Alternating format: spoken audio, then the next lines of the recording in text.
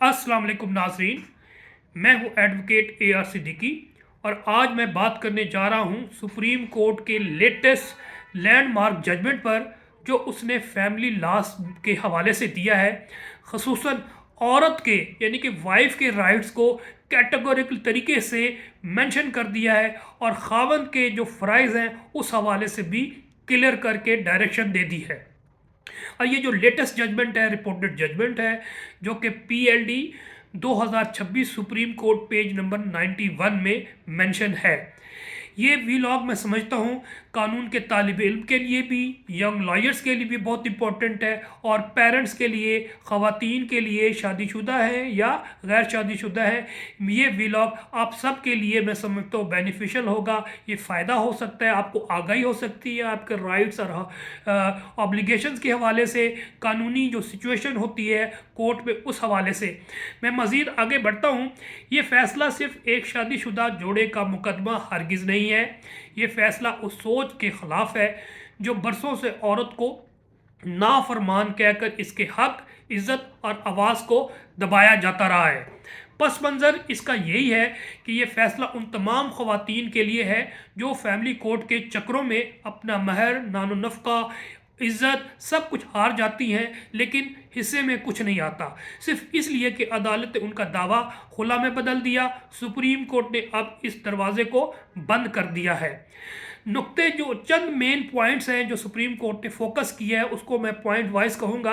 और पहले जो डिस्कस किया उस खुला को सुप्रीम कोर्ट ने बड़े वाज़ेह तौर पे डिस्कस किया और क्लियर कर दिया है कि अगर औरत ने तनसीख निकाह का दावा किया है तो अदालत इसकी मर्ज़ी के बगैर उसे खुला में तब्दील नहीं कर सकती। अगर शौहर ने जुल्म किया है या कानून के ख़िलाफ़ दूसरी शादी की है तो निकाह ख़त्म हो जाएगा, खुला नहीं होगी और औरत पूरा महर, सोना, प्लाट, नानो नफ़क़ा सब की हकदार होगी। अमूमन आपने देखा कोर्ट में जब ख़वातीन आती है तो suit for dissolution of marriage on different grounds like cruelty या सेकंड मैरिज इस तरह के लेती हैं, लेकिन अदालत टिल्ट हो जाती है कि इसको खुला ले लें, तो वो फिर section 10 sub section 4 of family court act 1964 के तहत खुला ले लेती है। अब जब खुला ले लेती हैं तो बहुत से राइट से उसे फोर गो करना पड़ता है, लाइक महर उसका ख़त्म हो जाता है, वो नहीं डिमांड कर सकती, और अगर महर पहले से लिया हुआ है तो उसे वापस करना पड़ता है। इसी तरह से मेंटेनेंस का जो राइट है वो भी आलमोस्ट ख़त्म हो जाता है। सुप्रीम कोर्ट ने जो दूसरे नुक्ते पे फोकस किया है वो औरत की नाफरमान बीवी जैसे अल्फाज पर पाबंदी लगाने से है।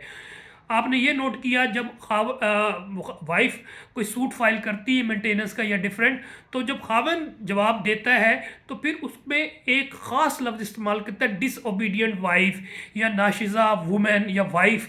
तो ये अल्फाज औरत की तजलील है। सुप्रीम कोर्ट ने इसको डिस्करेज किया और इस पर पाबंदी लगाई है। सुप्रीम कोर्ट का जो तारीख़ी रिमार्क है वो ये है कि ज़बान सोच की अक्कासी करती है। अदालत ने कहा है कि नाफरमान बीवी, खुद साख्ता मफरूर औरत, ये अल्फाज औरत की तजलील है, पिदराना सोच की पैदावार है। अब अदालतें औरत को अखलाकी पैमाने पर नहीं, इंसानी वक़ार और ख़ुद मुख्तारी की बुनियाद पर रखेंगी। तीसरे पॉइंट पर सुप्रीम कोर्ट ने जो जोर दिया है वो बग़ैर इजाज़त खावंद की तरफ से दूसरी शादी की है। सुप्रीम कोर्ट ने वाज़ा कर दिया है कि मुस्लिम फैमिली लॉज ऑर्डिनेंस 1961 की जो सेक्शन 6 है उसको दो टोक अंदाज में कह दिया है कि अगर शौहर ने पहली बीवी की इजाज़त के बगैर या सालिसी काउंसिल से सर्टिफिकेट हासिल किए बगैर दूसरी शादी की और बीवी चाहे कि उसे अलहदी इख्तियार कर ले तो फिर ऑटोमेटिकली ये सुप्रीम कोर्ट ने कहा कि यही एक वजह काफ़ी है निकाह ख़त्म करने की और खुला लेने की कोई ज़रूरत नहीं होगी। औरत को फिर इस सूरत में खावन को महर भी वापस करना पड़ेगा और इसके साथ साथ शौहर को सज़ा, जुर्माना या दोनों यानी कि कैद सब कुछ हो सकता है।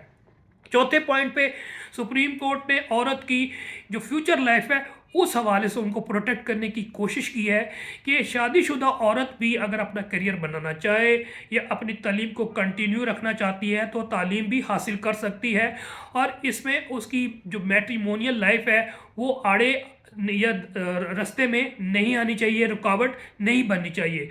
अदालत ने वाज़े कर दिया कि औरत की तालीम, ملازمت یا بیرون ملک جانا اس کی ذاتی خود مختاری ہے، یہ نافرمانی نہیں ہے، یہ جرم نہیں ہے، یہ نان و نفقہ روکنے کی وجہ نہیں بن سکتا۔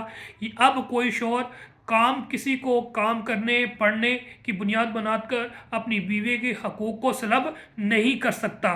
یہ میں اس پہ کوٹ کرتا چلوں کہ یہ جو لیجسلیشن آ رہی ہے اس پہ ڈیبیٹ میں ڈیٹیل میں نہیں جانا چاہتا، لیکن پہلے پنجاب میں 2016 میں protection of women against harassment act 2016 آیا، اور اس سے ملتا جلتا اس کو ریفارم شیپ میں آپ کہہ سکتے ہیں ابھی چند دن پہلے اسلام آباد میں نافذ ہوا ہے domestic violence protection and prevention act 2026۔ اس میں بھی آلموسٹ یہی چیزیں رکھی گئی ہیں، لیکن اس کو اب سپریم کورٹ نے اپنے لیٹسٹ جج میں بھی ڈسکس کر دیا ہے کہ مار پیٹ جو ہے صرف تشدد نہیں، بلکہ سپریم کورٹ نے جو کروئلٹی کی ڈیفائن کیا ہے اس میں تشریح کرتے ہوئے کہا ہے کہ جو ٹارچر ہے وہ ذہنی اذیت بھی شمار ہوگا، تذلیل بھی، نظر انداز کرنا، گالم گلوچ کرنا، مستقل دباؤ دینا، یہ سب بھی ظلم ہے۔ اب ہر تھپڑ پر میڈیکل رپورٹ نہیں مانگی جائے گی۔ اس انٹرپریٹیشن کے بعد فیملی کیسز میں بیلنس آف پروبیبلٹیز لاگو ہوگا، یعنی کسی کی بات زیادہ سچی ہے یہ فیملی کورٹ دیکھے گی۔ اس کا مطلب یہ ہے کہ آپ کو اسٹرانگ ایویڈنس دینے کی ضرورت نہیں ہے، کوئی ڈاکومنٹری ایویڈنس کی ضرورت نہیں ہے۔ اگر عورت ہے ڈیورنگ دی کورٹ پروسیڈنگ اس اندازہ ہو جاتا ہے کہ عورت غلط کہہ رہی ہے یا مرد غلط کہہ رہا ہے، تو اپنی رائے کے مطابق اوپینین بلڈ کر کے بیلنس آف پروبیبلٹی میں فیصلہ کر کے وائف کے حق میں فیصلہ کر سکتی ہے۔ بڑی بات یہ ہے کہ نان و نفقہ حق ہے، انعام نہیں۔ عدالت نے واضح کر دیا ہے کہ نان و نفقہ شوہر کی قانونی ذمہ داری ہے، کسی کی فرما برداری سے مشروط نہیں ہے۔ اس کیس میں عورت کو سابقہ تمام عرصے کا خرچہ 10,000 روپے ماہانہ کے حساب سے ادا کرنے کا حکم دیا گیا ہے۔ اگر کیس 5 سال چلا ہے تو 5 سال کا خرچہ بھی خاوند عورت کو دے گا۔ آخر میں یہ عرض کروں گا کہ یہ فیصلہ صرف کاغذی نہیں، یہ رویوں کے اصلاح کا فیصلہ ہے۔ اب عورت آزادی کے بدلے مہر قربان نہیں کرے گی، نافرمان کہہ کر حقوق نہیں چھینے جائیں گے۔ اگر غلطی شوہر کی ہے تو سزا بھی شوہر کو ملے گی۔ یہ ویلا اگر آپ کو پسند آئے تو تاکہ آپ شیئر کریں تاکہ ہر بیٹی، بہن اور ماں اپنے حقوق پہچان سکے، کیونکہ قانون تحفظ کے لیے ہوتا ہے، تذلیل کے لیے نہیں ہوتا۔ میرا ویلاگ پسند آئے تو اس کو لائک کریں، شیئر کریں، بیل آئیکن کو پریس کریں، کمنٹس کریں۔ نیکسٹ ولاگ تک کے لیے اجازت دیجیے۔ اللہ حافظ۔